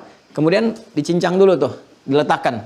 Ya, bangkainya kalau manusia kan mayat ya. Bangkainya dari burung ini letakkan tuh yang sudah mati, letakkan di 4 arba'atan minat tayr, letakkan di bukit-bukit. Ya. Setelah diletakkan thumman uhunna ya'tinaka sa'ya. Panggil itu dengan izin Allah. Panggilan kalimat yang sama dengan Nabi Isa memanggil. Ya. Hidup biiznillah. Ya, biiznillah. Qum biiznillah. Bangkit biiznillah dengan izin Allah Subhanahu wa taala. Itu kalimat dahsyatnya yang terakhir biiznillah. Dengan izin Allah. Ya, maka menyatu kembali terbang, datang. Empat-empatnya datang. Push. Maka pertanyaan logikanya adalah, kalau Nabi Isa dengan memanggil karena Allah dipertuhankan, kenapa Nabi Ibrahim yang lebih canggih menghidupkannya dengan izin Allah nggak dipertuhankan? Nah, ini logika kita yang dikhitab, logika kita yang diajak untuk berpikir. Afala tatadzakkarun? Ya, apakah tidak ingat dengan semua itu? Nah, jadi ini teman-teman sekalian dijawab. Al-Quran itu bukan hanya menjelaskan dan menegaskan ketuhanan Allah, tapi juga mendialogkan. Ya, dengan logika yang benar, bagaimana ketuhanan Allah itu dapat dibenarkan dan menepikan sifat-sifat yang dipertuhankan. Jadi kalau ada yang menuhankan lam yalid walam yulad, ya kan? Ya. Kalau ada yang mempertuhankan yalid wa yulad, yang dilahirkan, ya, melahirkan dan dilahirkan, maka kata Allah ini nggak akan sama. Ya, nggak akan sesuai dengan sifat-sifat ketuhanan. Maka sifat ketuhanan itu harus ada lam yalid, tidak pernah melahirkan. Walam yulad, dan tidak pernah dilahirkan. Kalau ada Tuhan dilahirkan dan melahirkan atau hasil produk dari kelahiran, maka akan punya problem dalam ketuhanannya, akan banyak ditanya dan akan jadi rumit nanti. Jadi membingungkan teologinya. Secara ketuhanan ilahiyat, teologi akan membingungkan. Ini kalau Tuhannya produk kelahiran, maka yang melahirkan itu layak nggak disebut ibunya Tuhan? Kan? Ini belum tanya bapaknya.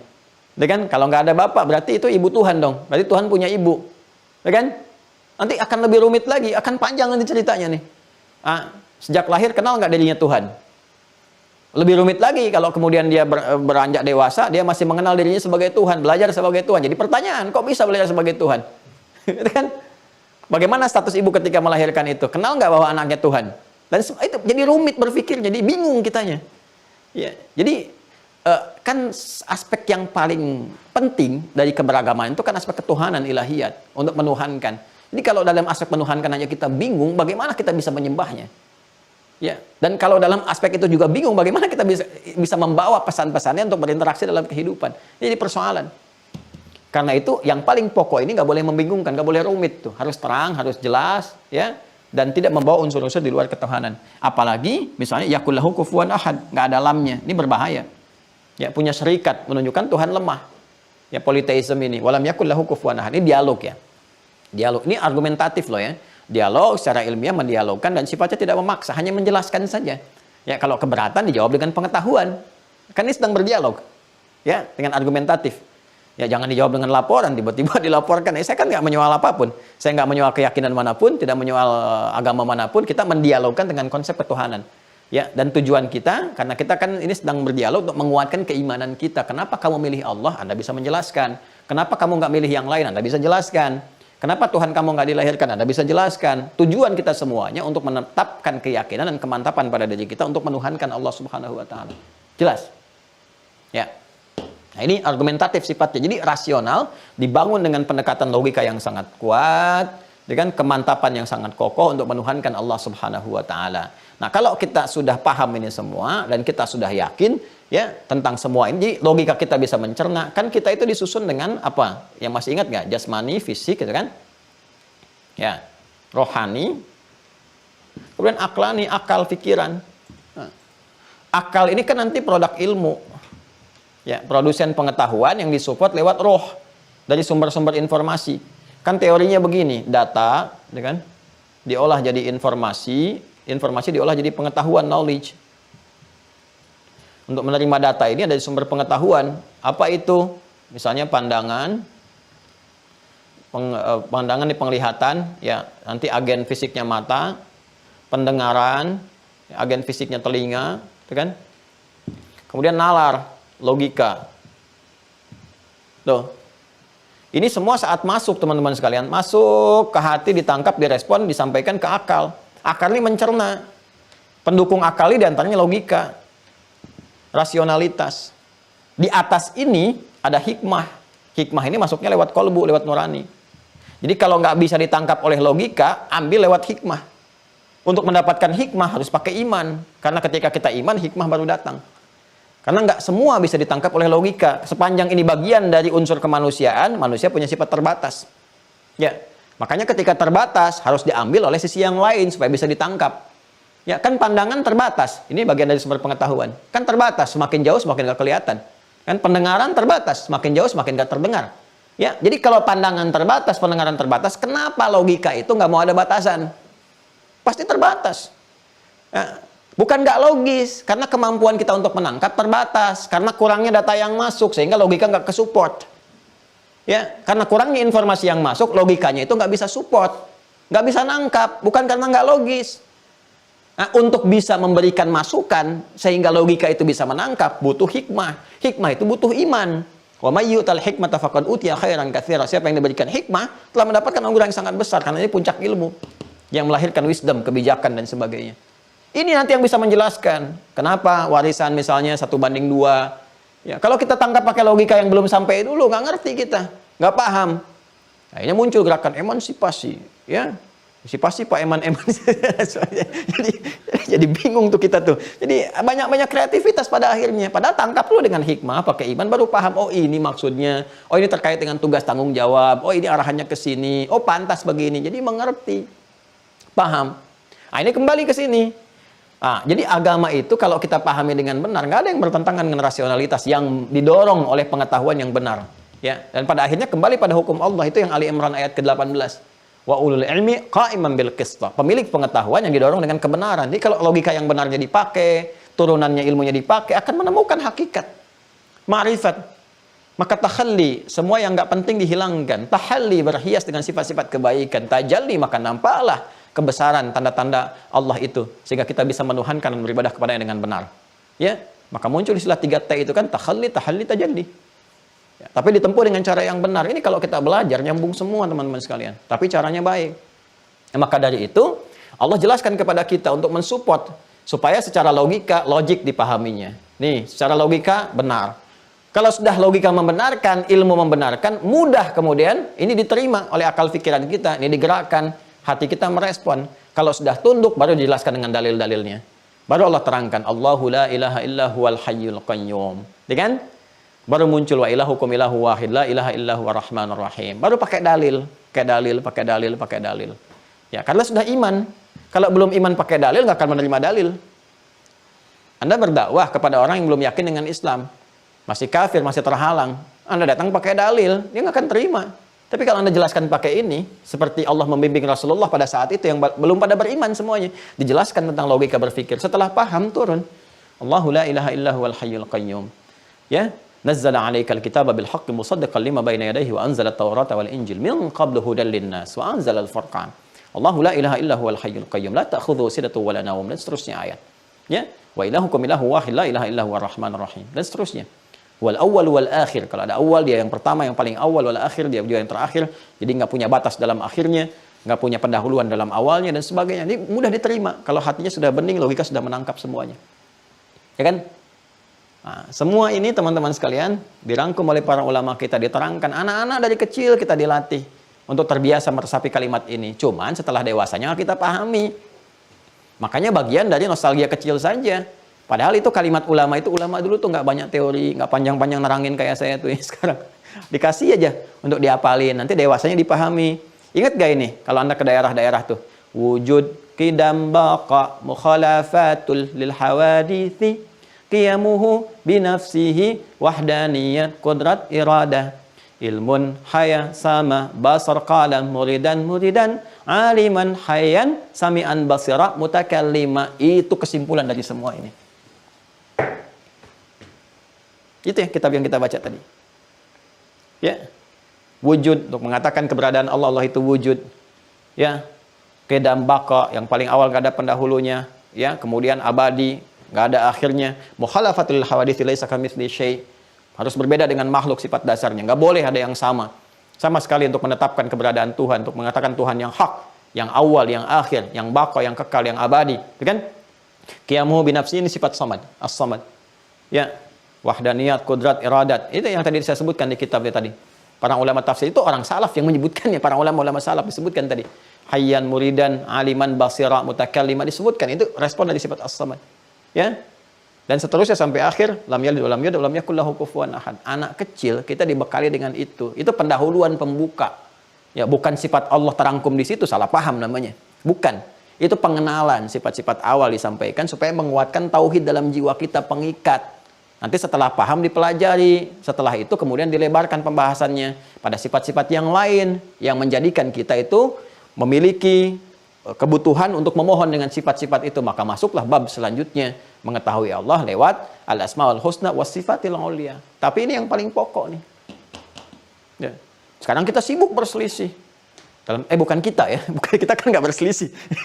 Di masyarakat kan sibuk berselisih. Wah, ini muncul tauhid rububiyah, asma wa sifat, tauhid ilahiyah, uluhiyah, nggak ada zaman Nabi. Yang ini membalas, itu juga kok sifat-sifat Allah dibatasi cuma 20 ini. Kok ribut ke situ sih? Esensinya mana? Kenapa? Karena cara masuknya di abad ketiga. Pembelajaran itu masuk ketika dialektika terjadi. Nggak kembali kepada esensi ini. Kalau kita belajarnya terpola dari awal begini, paham. Setelah mengerti 13 tahun Nabi mengajarkan seperti apa, mengerti, baru kita beranjak. Abad Nabi wafat terjadi begini. Ya, terjadi fitnah begini, ulama mencoba untuk memahamkan kita. Ya, membuat rumusan-rumusan yang memudahkan. Ada yang mencoba begini, sesuai dengan zamannya kan ada kemudahan-kemudahan. Kan cara mengajar itu zamannya beda-beda kan. Tapi esensinya sama. Nah, sekarang kita harus mencoba menemukan titik temu supaya paham nih. Ya, sehingga dalam pokok yang pokok itu nggak boleh berbeda. Qul huwallahu ahad itu harus sepakat. Karena itu Anda nggak pernah dengar kan? Misalnya ada terdapat perbedaan ulama, terdapat perbedaan pendapat dalam ulama tentang memahami Allahu ahad.